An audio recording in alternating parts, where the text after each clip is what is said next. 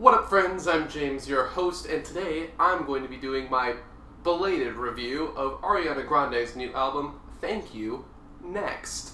Ever popular pop singer Ariana Grande really doesn't need an introduction at this point. She's widely popular, and she actually just released her last album only a few months ago with Sweetener, and that received quite a bit of acclaim as well. So with such a recent release, it was interesting to see how the creative ideas would stack up compared to the last one. Admittedly, I've never really been an Ariana Grande fan. I've always had a passive interest in her, with songs like Dangerous Woman and God is a Woman, which I thought were pretty great, although I just never really made the deep dive into her discography, and maybe I've been sleeping on her because this album is pretty fantastic. The album kicks off with Imagine, a song about unattainable love. The dreamlike atmosphere and lyrics kind of demonstrate Ariana's journey in a way.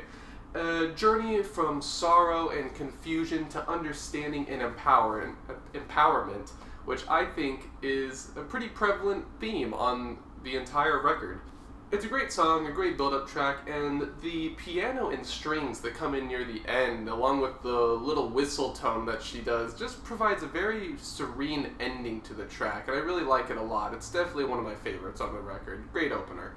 In contrast, the second song on the album, Needy, is a much darker sounding track. It's talking all about the darker side of needing love and affection, and it's kind of representing the darker side of Ariana herself. The background vocals, especially, really add the hint of sadness that pervades throughout this entire track, and combined with the lyrics, it kind of shows that Ariana at this point is accepting that she's needy, but also acknowledges that it's not necessarily a bad thing. It's all about moderation. If you feel like your life depends on being needy, that's one thing, but if you just need love and attention like any other person, that's different. NASA is kind of another tone shift. It's definitely the poppiest song on the album.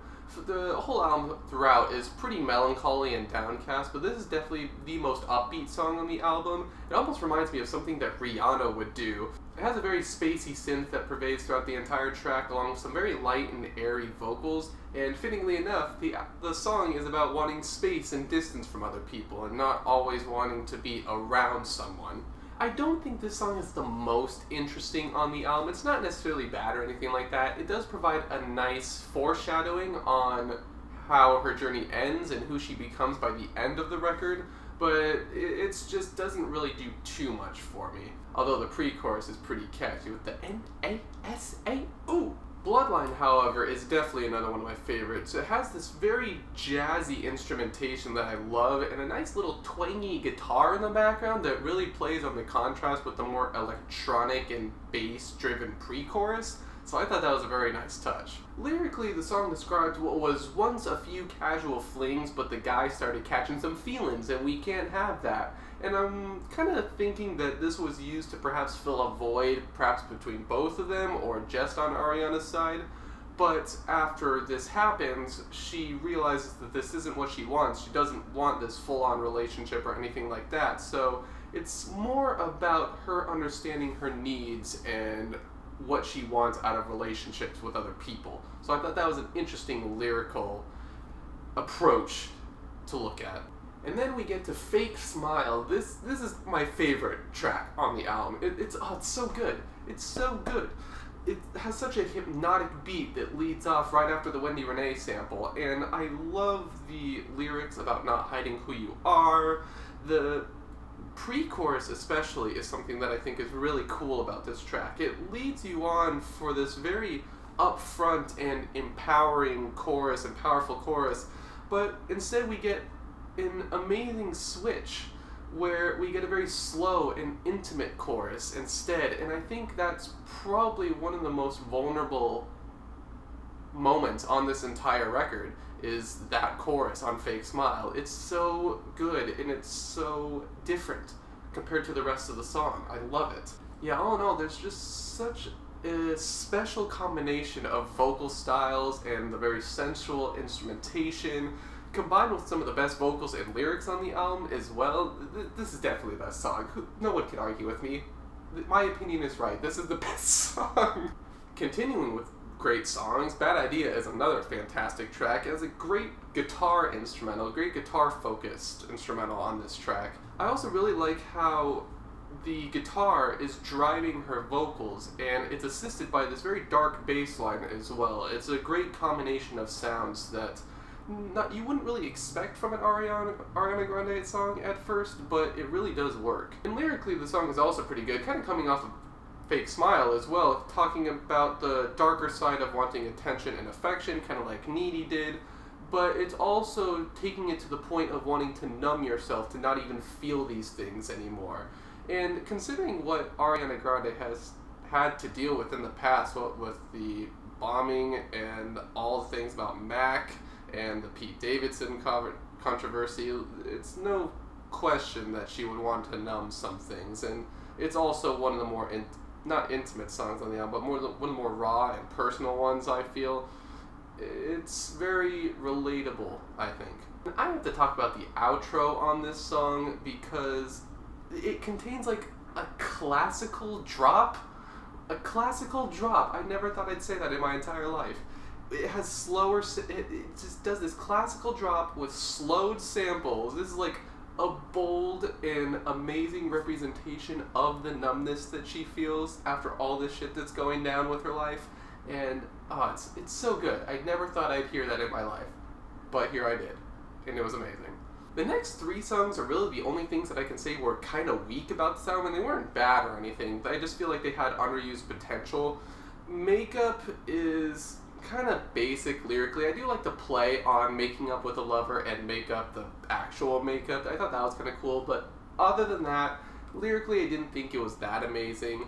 It has a decent instrumental though, and in my head kind of has the opposite problem.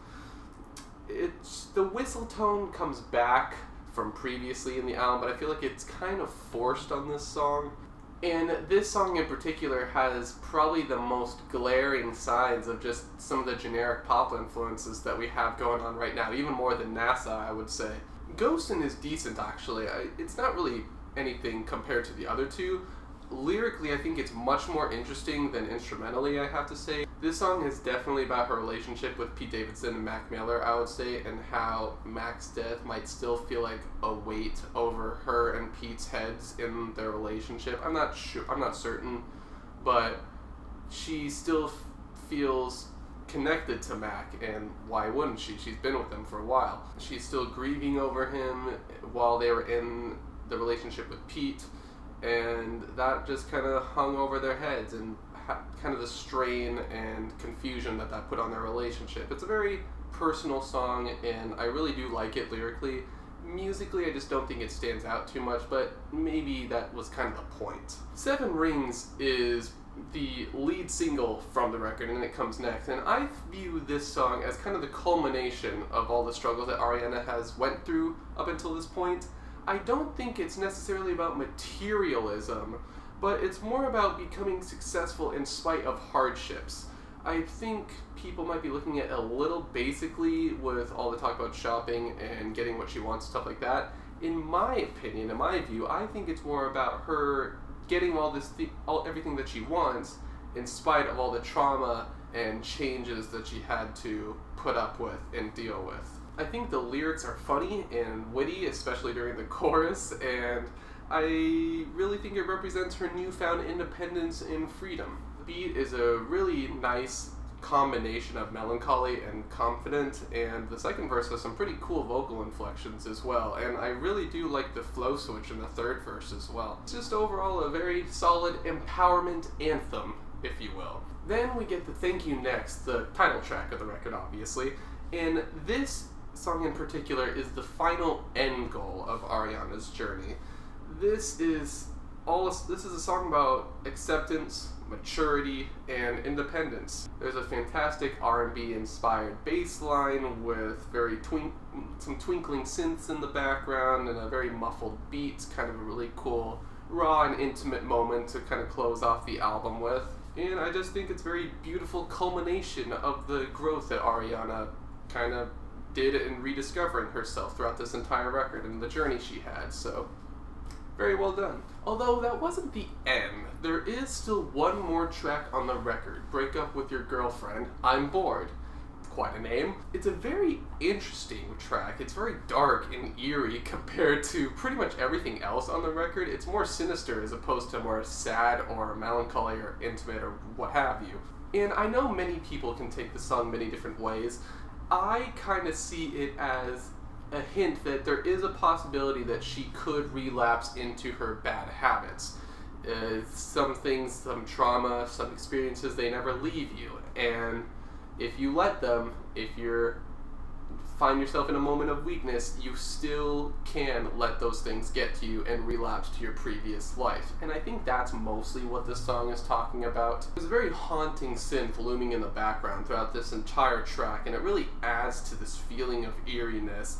And there's these hypnotic self-harmonies too that kind of shows that maybe she's feeling all alone or something like that, so she's harmonizing with herself. I'm not sure, but it just adds to that whole vibe that there's something sinister and dark pervading this entire scenario, that she could relapse into being into taken men or struggling with her feelings of love and acceptance. The very empty instrumentation during the bridge also helps reinforce this fact, and I have seen some theories that this track is more on looking back on a past relationship and her telling the guy to break up with her so she could have focused on this journey of self-love sooner. I think it's an interesting take. I'm not sure how much I agree with it. It seems pretty obvious in what this song is saying, that she could go back to doing those not too good things in her past, but I like how it's opened up to interpretation at least.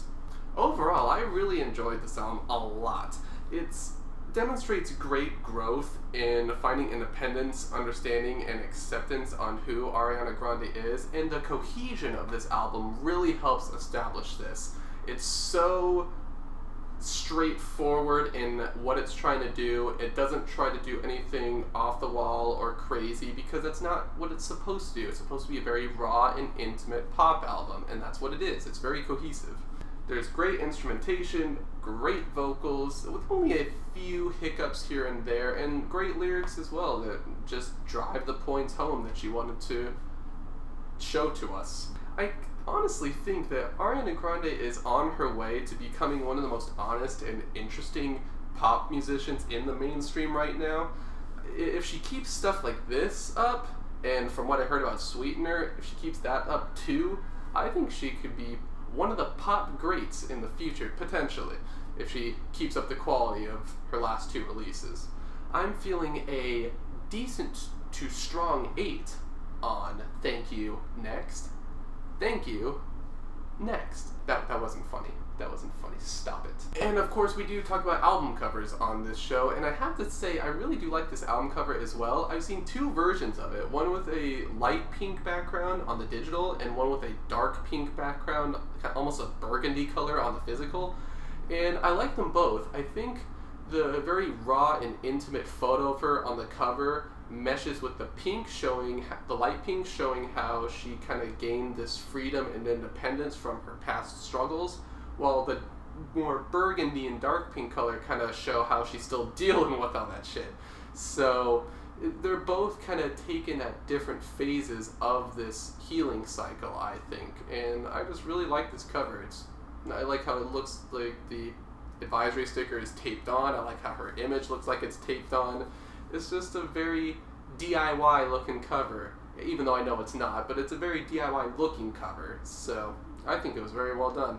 Thank you for watching. That is all I have to say about Thank You, Next. It's very belated because I was dying of a sickness, but whatever. What did you think about this album? Did you love it? Did you hate it? Did you not listen to it at all? Did you not listen to it because it's Ariana Grande and you're too good for the mainstream? Well, whatever. Leave your thoughts in the comments down below. And if you want me to review something else, tell me, because I will probably. Maybe. But, that being said, thank you for watching, and I will see you in the next one. Farewell.